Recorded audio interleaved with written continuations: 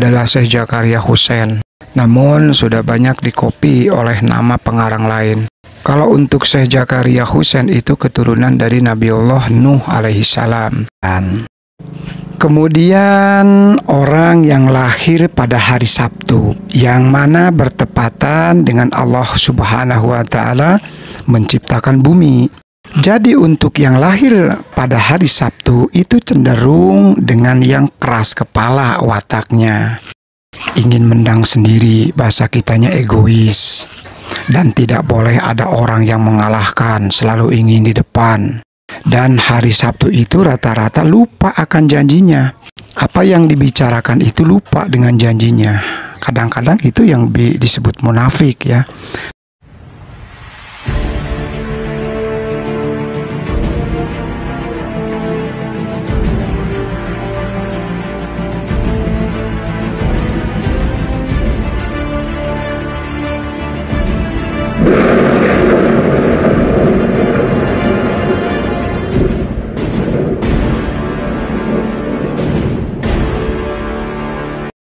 Assalamualaikum warahmatullahi wabarakatuh. Sampurasun, mugi rahayu sagung dumadi, hamdan wa syukron lillah. Amin ya rabbal alamin. Sahabat Wangsit Karuhun, pada kesempatan kali ini kita akan mengupas salah satu kitab klasik terunik yang pernah AA temukan.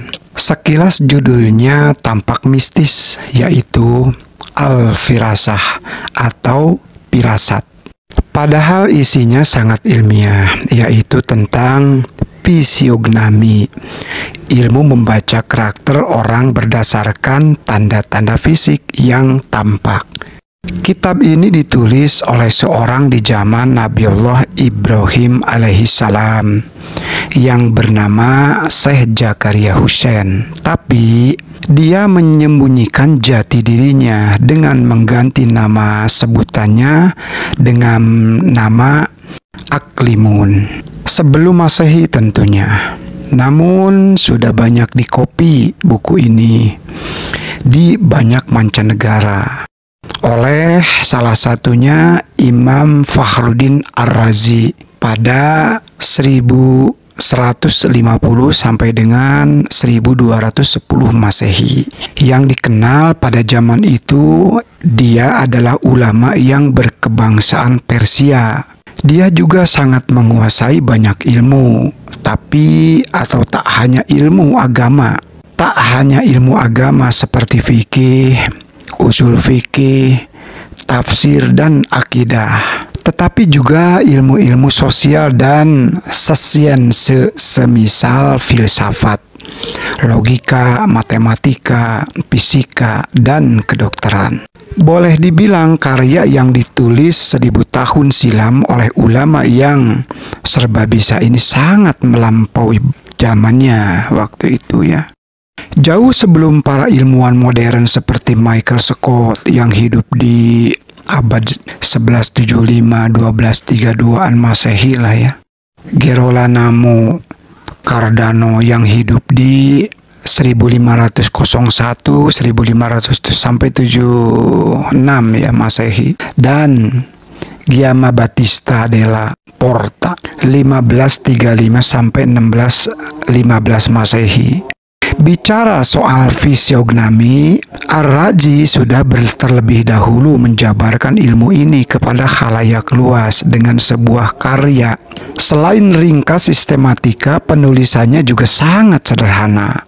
Namun, adalah fakta bahwa beberapa teori fisiognomi yang berkembang beberapa abad kemudian sudah dibahas gamblang dalam buku Al-Firasah ini.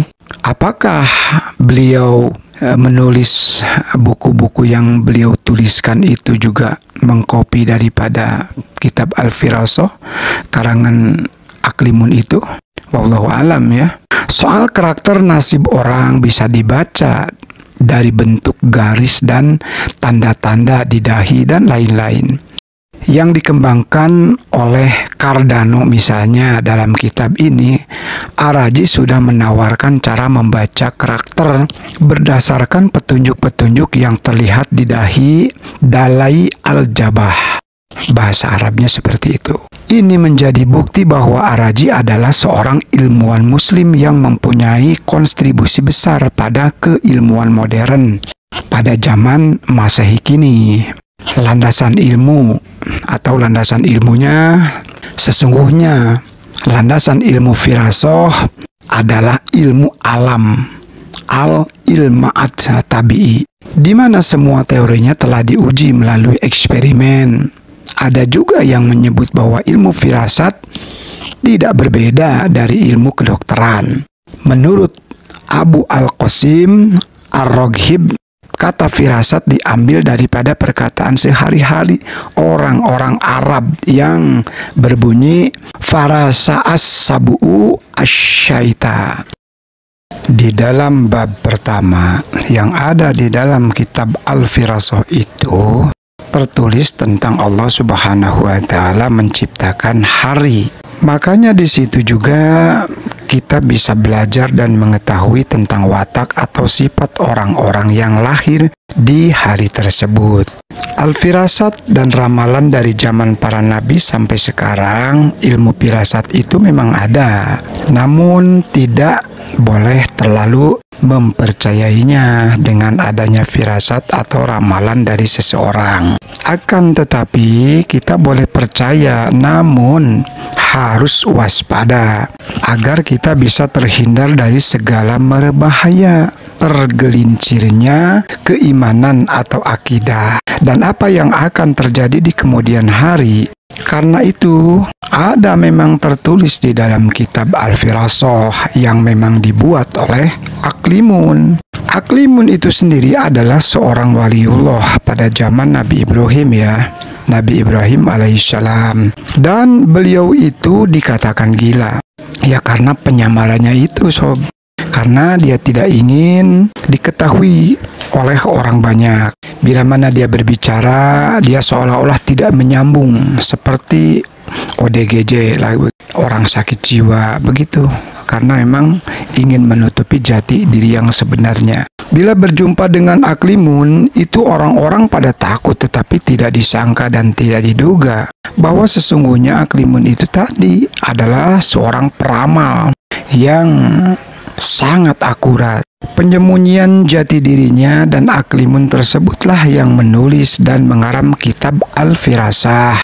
Jadi, untuk semua masyarakat yang memang tidak percaya dengan adanya firasat atau ramalan itu tidak jadi masalah. Karena itu hak masing-masing hak orang ya. Tetapi memang dari dulu sampai sekarang juga ada, dan bahkan para nabi pun juga percaya dengan adanya firasat. Karena di dalam Al-Quranul Karim sudah tertulis semua tentang Allah Subhanahu wa ta'ala dan bagaimana Allah menciptakan langit, bumi, dan lain sebagainya. Dan itu pada hari apa sudah tertulis di dalam Al-Quran.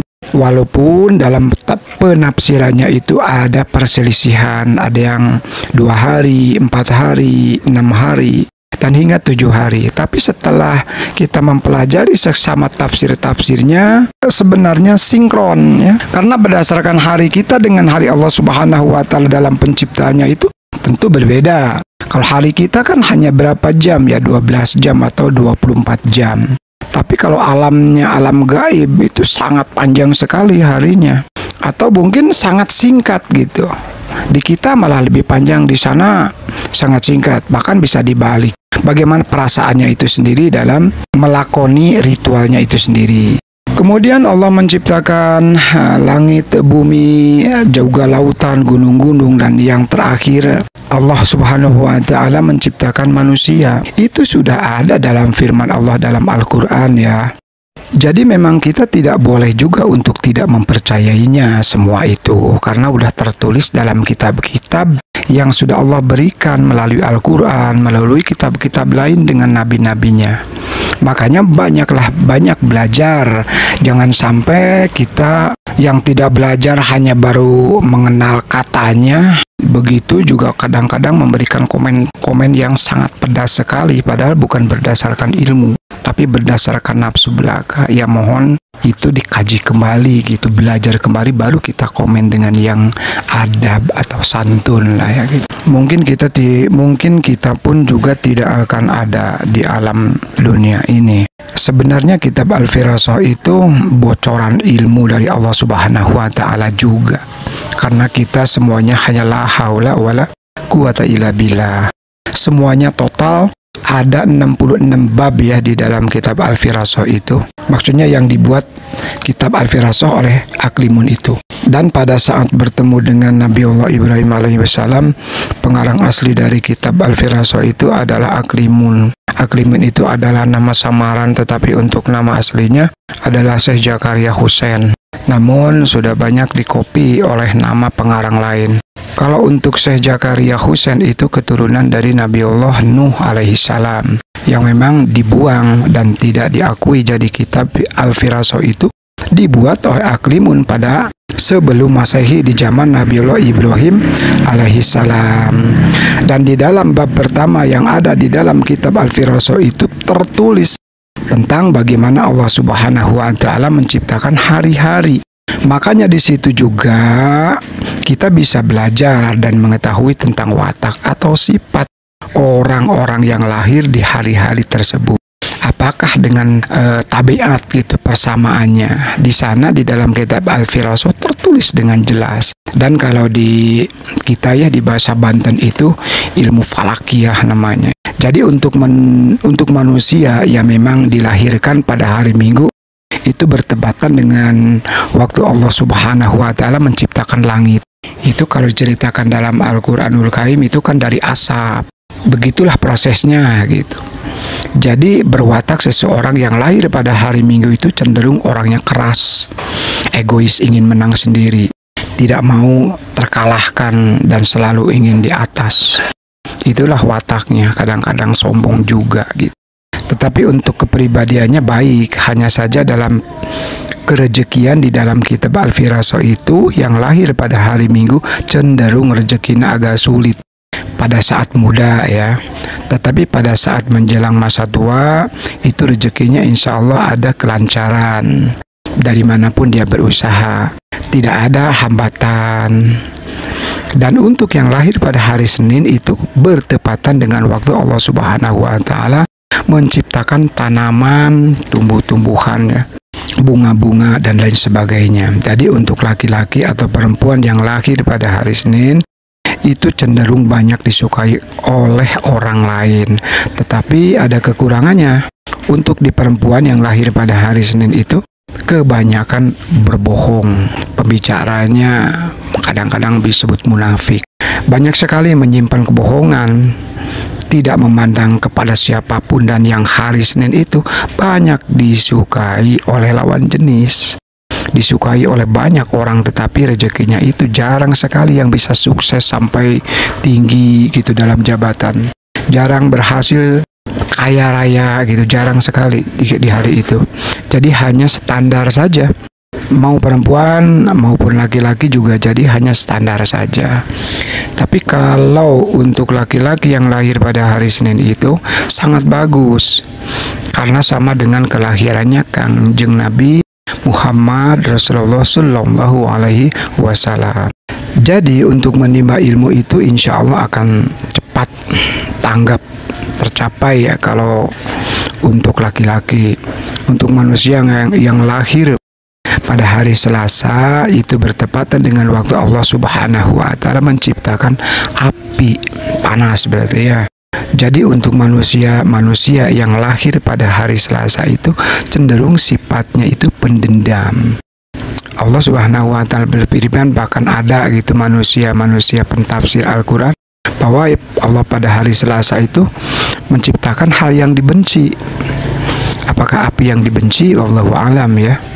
Tetapi kalau sudah marah itu seperti orang gila memang, dan seperti api yang berkobar dan tidak bisa diredam. Hanya dirinya sendiri yang bisa meredam itu. Dan untuk rezekinya yang lahir pada hari Selasa, laki-laki maupun perempuan, Di masa muda rezekinya bagus, tapi saat mau menjelang masa tua, rezekinya agak sedikit menurun. Dan untuk yang lahir hari Rabu itu bertepatan dengan waktu Allah Subhanahu wa Ta'ala menciptakan tumbuh-tumbuhan yang beserta daunnya. Jadi yang lahir pada hari Rabu itu cenderung disukai banyak orang.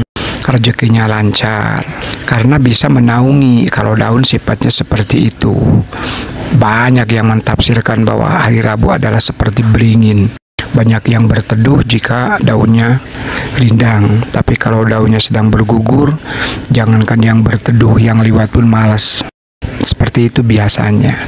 Tetapi saat di situ, di 1 tahun itu pasti ada 3 bulan rezekinya yang memang benar-benar serat bagi orang yang lahir pada hari Rabu itu.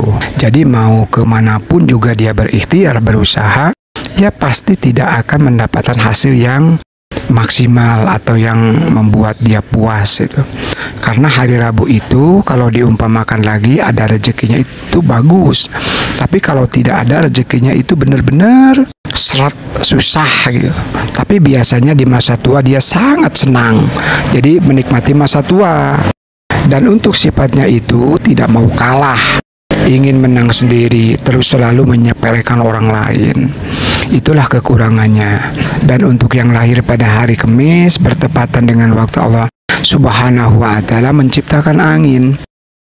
Jika kita persamakan antara Allah Subhanahu wa Ta'ala pada hari Kamis menciptakan angin, maka apabila dikaitkan kepada watak manusia yang berkelahiran pada hari yang sama yaitu Kamis, itu diibaratkan di dalam pendiriannya kurang.